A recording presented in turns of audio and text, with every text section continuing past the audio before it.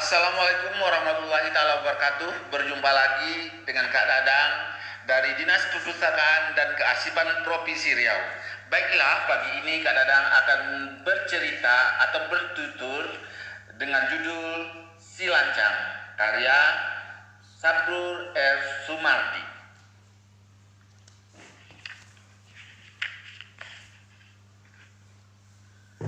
Pada zaman dahulu kala, hiduplah seorang wanita miskin dan anak laki-laki satu-satunya yang bernama Si Lancang.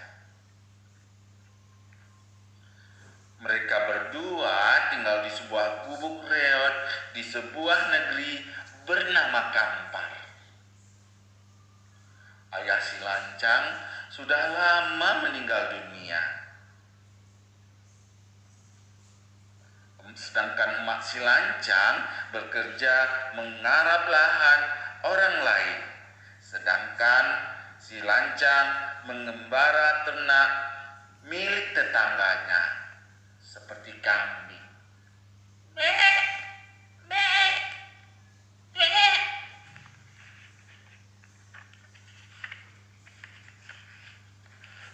Suatu hari Si Lancang meminta izin kepada emaknya untuk pergi merantau ke negeri orang. "Mak, izinkan Lancang pergi ya, Mak. Lancang ingin bekerja dan mengumpulkan uang agar kelak menjadi orang kaya." Walaupun sedih, akhir emak Si Lancang mengizinkan anaknya pergi. "Baiklah Lancang, kalau itu keinginanmu, kau boleh merantau, tapi jangan lupakan emakmu. Jika nanti kau sudah menjadi orang kaya, segeralah pulang," kata si emak. "Jangan khawatir, Mak. Lancang tidak akan melupakan emak di sini," jawab Si Lancang. Keesokan harinya, Si Lancang pergi meninggalkan kampung halamannya. Waktu pagi itu, burung-burung berkicau, "Cuit, cuit, cuit, cuit, cuit." Pepohonan segar menghijau. Walaupun kebahagiaan sekelilingnya, namun hati emak Si Lancang sangatlah sedih melepas pemergian Si Lancang untuk merantau ke negeri orang.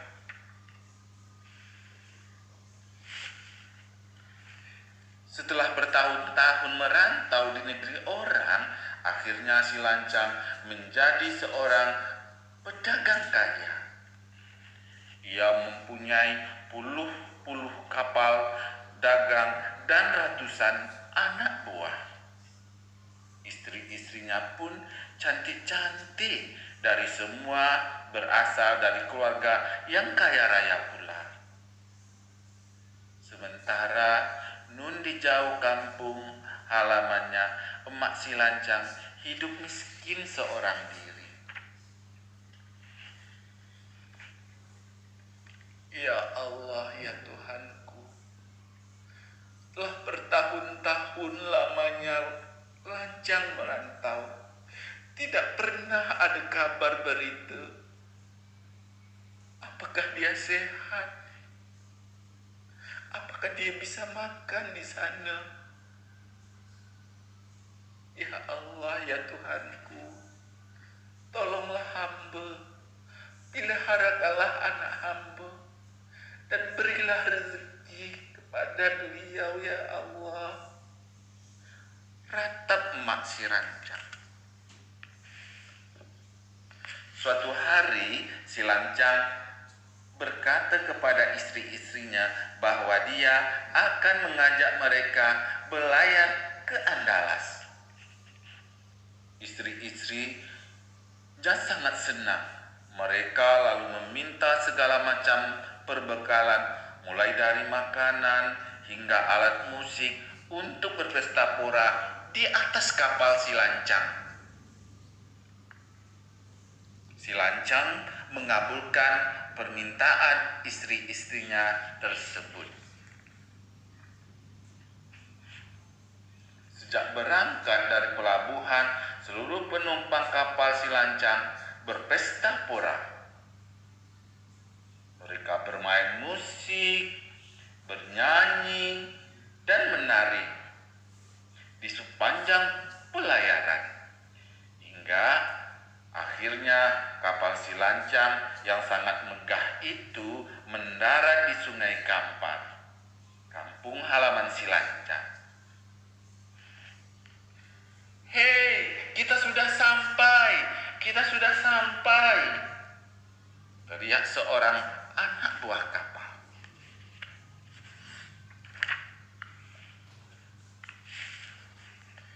Penduduk di sekitar Sungai Kampar berdatangan melihat kapal megah si lancang. Rupanya sebagian dari mereka masih mengenal wajah si lancang. "Wah, si lancang rupanya. Dia sudah menjadi orang kaya," kata guru mengaji si lancang. Kemudian ada lagi yang bilang, "Megah sekali kapalnya. Syukurlah beliau masih ingat kampung halamannya ini," kata teman si lancang sewaktu kecil dulu. Dia lalu memberitahukan kedatangan si lancang kepada emak si lancang yang sedang terbaring sakit di gubuknya. Temannya berlari tergesa-gesa.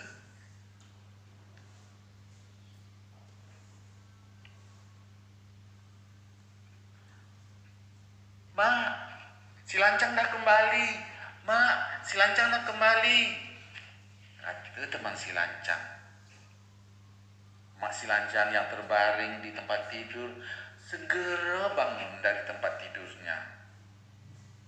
Betapa senang hati mak si lancang mendengar kabar anaknya telah datang.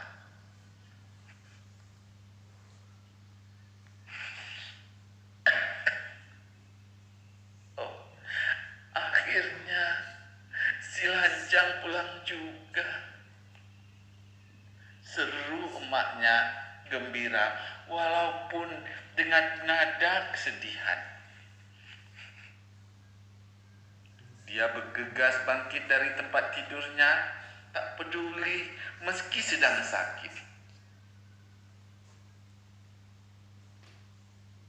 Dengan pakaian yang sudah compang-camping, emak si lancang berjalan tertatih-tatih untuk menyambut kedatangan anaknya di pelabuhan.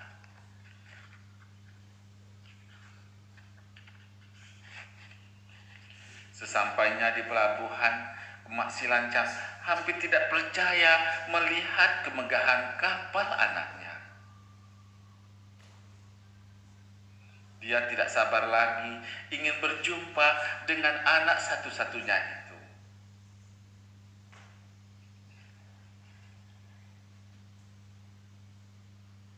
Dengan tergopoh-gopoh, dia mendekati kapal tersebut. Saat hendak menaiki kapal tersebut, anak buah si lancang menghalangnya. "Perempuan jelek, jangan coba-coba naik ke kapal ini. Pergi dari sini," usir seorang anak buah kapal si lancang. "Tapi aku adalah emak si lancang," jelas emak si lancang kepada anak buah kapal itu. Anak buah kapal itu tertawa tak percaya. "Mana mungkin tuanku punya emak semiskin ini. Sebaiknya pergi dari kapal ini sesegera mungkin, kata anak buah kapal mengusir emak si lancang. Tiba-tiba si lancang muncul dan berkata, "Bohong, dia bukan emakku. Usir dari kapalku." Teriak si lancang yang berdiri di samping istri-istrinya. Rupanya si lancang malu jika istri-istrinya mengetahui bahwa wanita tua dan miskin itu adalah emaknya. "Oh lancang, anakku, emak sangat merindukanmu nak," rintih emak si lancang. Bukan lancang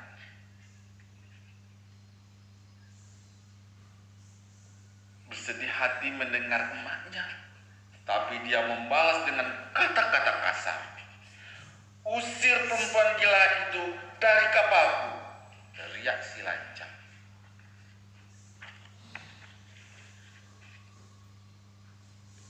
Anak buah si lancang mengusir emak si lancang dengan kasar. Karena kasarnya mendorong hingga emak si lancang terjerembab di atas kapal.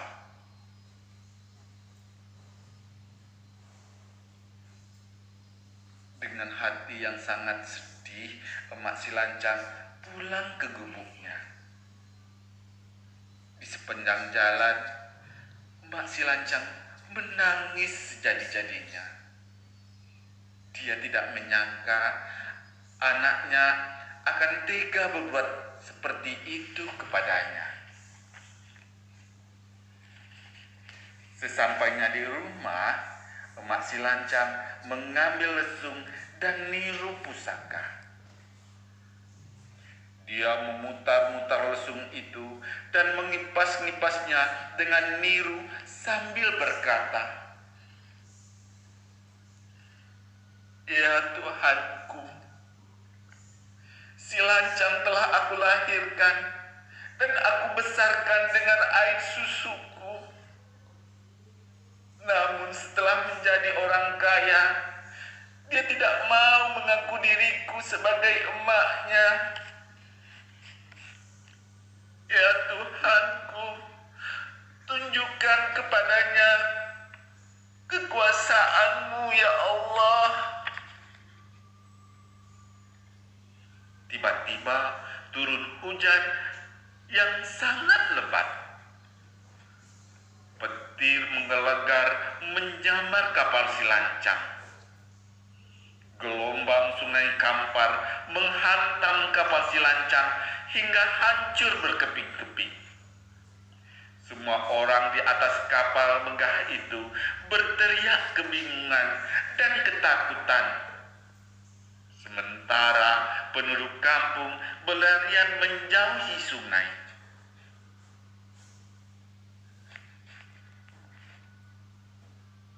Dalam ribut dan petir itu, terdengar suara si lancang memanggil emaknya. "Ma, si lancang anakmu pulang, Ma. Maafkan aku. Ma, maafkan lancang, Ma. Maafkan lancang." Terdengar sayup-sayup teriakan si lancang di tengah badai dan topan. Akhirnya si lancang tenggelam bersama kapalnya yang megah itu. Barang-barang yang ada di dalam kapal si lancang berhamburan dihempas badai. Kain sutra yang dibawa si lancang dalam kapalnya melayang-layang. Kain itu lalu berlipat dan bertumpuk menjadi negeri lipat kain yang terletak di kampar kanan, di kampar kiri. Sebuah gong terlempar dan jatuh di dekat gubuk emak si Silancang di air tiris, menjadi Sungai Ogong di Kampar Kanan. Sebuah tembikar pecah dan melayang menjadi Pasubilah yang terletak berdekatan dengan Danau Silancang. Di danau itulah tiang bendera kapal Silancang yang tegak tersisa. Bila sesekali waktu tiang bendera itu tampak muncul ke permukaan danau, maka petanda akan terjadi banjir di Sungai Kampar. Banjir itulah air mata Silancang yang menyesal perbuatannya yang durhaka kepada emaknya. Demikianlah cerita Kak Dadang pagi ini. Semoga adik-adik selalu belajar di rumah, jadikan buku sebagai sahabat. Salam literasi, baca, baca, baca.